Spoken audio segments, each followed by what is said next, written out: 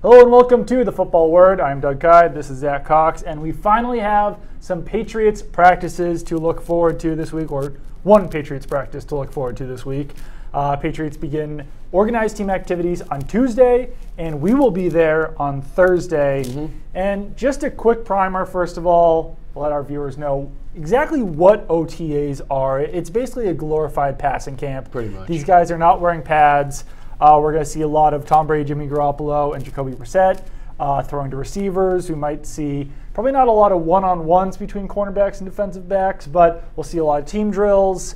It's a good chance to look at wide receivers, look at cornerbacks, look at quarterbacks, and just kind of see where the passing game stands at this point. Yeah, pretty much everything that doesn't involve actual contact, you can kind of get a good sense of. So yeah, it is basically a passing camp. It's you can really tell a lot from quarterbacks, from wide receivers, from coverage guys, interior guys, even linebackers and running backs. You can only get them to a certain extent. I mean, maybe you'll see some linebackers in pass coverage. You'll see how some of these new Patriots running backs can catch the ball out of the backfield, but it's really it's very limited from the takeaways that you can take away from this week. Yeah, and I guess one other thing that you can kind of take away is some of the starting roles. We will probably see some 11-on-11 drills during this. So, you know, there's not a lot of starting roles that are kind of up for grabs right now, but we might be able to see, you know, is Deron Harmon going to be that fifth defensive back who takes the field for the first starting role? Who's going to be the other starting linebackers?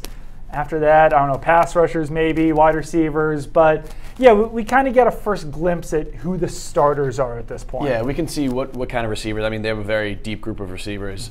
Then they also have two. We probably won't see Rob Gronkowski out there, so tight ends we aren't really going to have to worry about. But it will be interesting to see which of the wide receivers works with Tom Brady, which ones work with more with Garoppolo and with Brissett. So just that whole kind of early depth chart working out. And it's actually also a good chance to see what players might have suffered injuries that we weren't aware of last year. I think it was last year during OTAs and minicamp, Logan Ryan and Deron Harmon were not there the entire time. No one really knew that those guys had suffered injuries, that they had undergone surgeries, because they've never missed games. But this is a good chance to take attendance and kind of see where the team is at this point. Like you said, might not see Rob Gronkowski out there, so good chance to see some of those young tight ends, Dwayne Allen. But we each picked two players that we're going to take a very close look at during this first OTA session on Thursday. Who is the first guy that you want to talk about that you're going to be looking at closely here? First guy for me is Brandon Cooks. I mean, we just talked about how this is a glorified passing camp. That's going to be an excellent opportunity for him to showcase really what he can do. I mean, I think most Patriots fans know the kind of skill set that they're getting with Brandon Cooks. But it's going to be very interesting, I think, to see how he gels with Tom Brady early in this offseason process. Obviously, it's a very long ways until the actual season starts up, so they have plenty of time to kind of get to know each other, get to know each other's tendencies. But it will be cool to see and interesting to see if they kind of click right away, or if this is something where they're going to have to put a little bit more work in. Yeah, and I'll actually be interested to see where he's lining up on the field, even because he's a guy who's got the size of a slot receiver.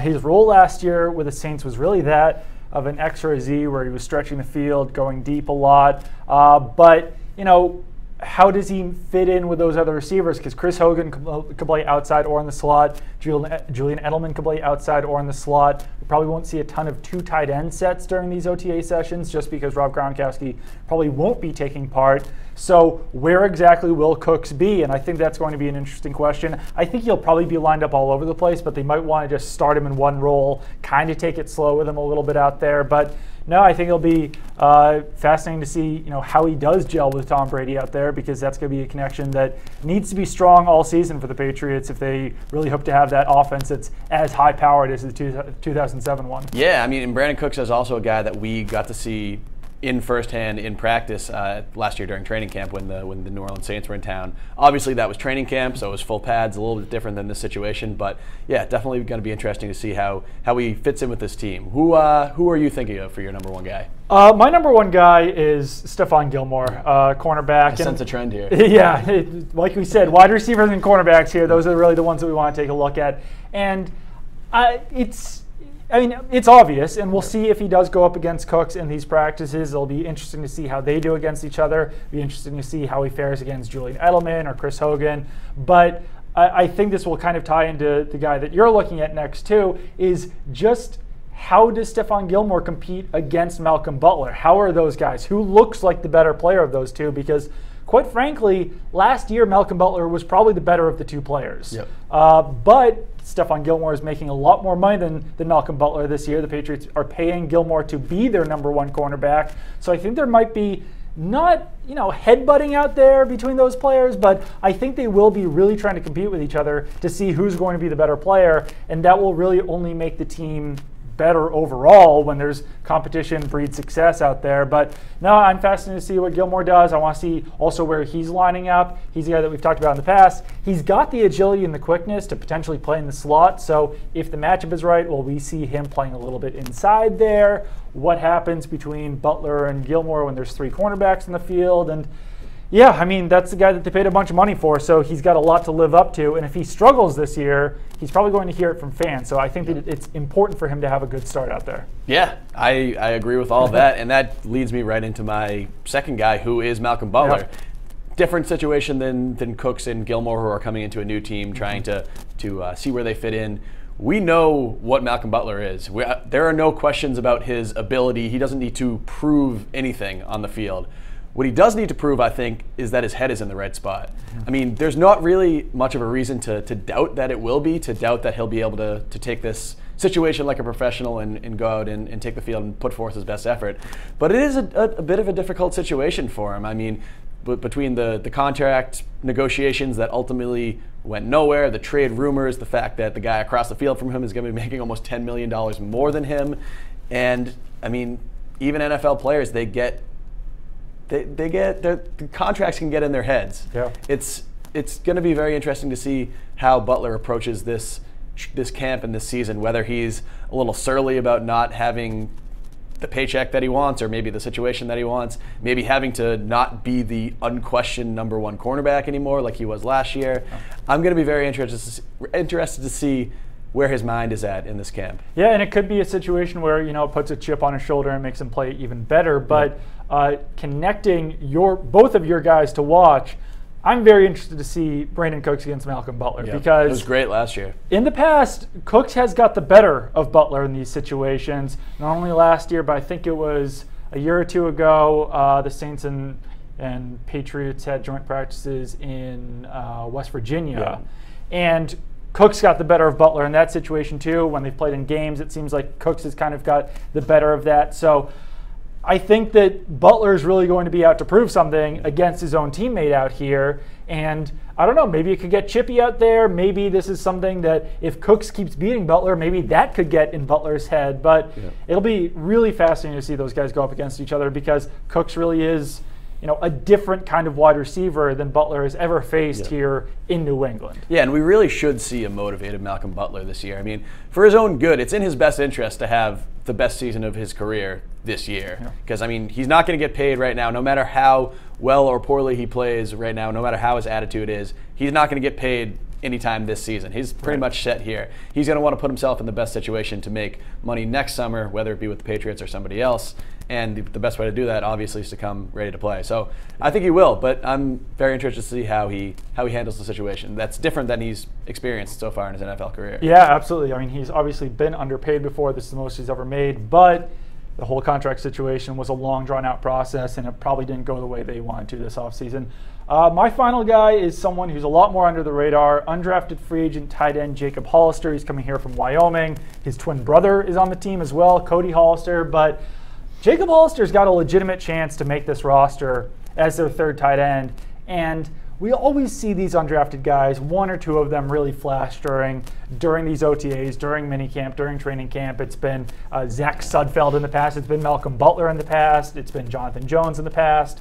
But Hollister, I think that if Rob Gronkowski is not participating in these OTAs, which I think that that's pretty much what's expected at this point. It would be surprising to see him out there. Then Hollister, James O'Shaughnessy, Sam Cotton, Matt Langle, Dwayne Allen, those are the tight ends. And some of those guys have to emerge out there. Like we said, it is a passing camp. This is a good opportunity for Jacob Hollister, because he's not much of a blocker. He's more of a receiving tight end. So he will be going up against those Patriots linebackers, probably some safeties out there.